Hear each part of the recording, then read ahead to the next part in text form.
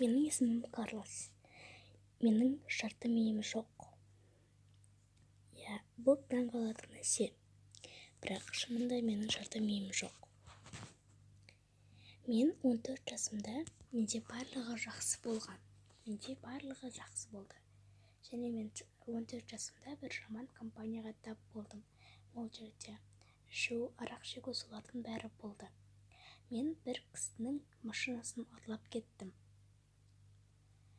Енді машина ұрлық, төбек ұрлық дегендей жаман нәрсе болды. Мен трассаға қарай соғылдым да соған ұшып кеттім. Мен көзімді ашсам ауруханада болдым. Маған дәрігерлер таң қалды, бірақ мен ешқандай таң қалмастан медбикелермен сөйлестім және адамдармен. Барлығы мұны немене сөйлесіп жатыр деп айтады. Мен және де жарты басыммен фотоға түсетін едім. Оны біреулер фотошоп дейді, екіншілері фотошоп емес деп қарайды. Мені достар Google-дан іздей аласыздар, Карлос Родригес деп.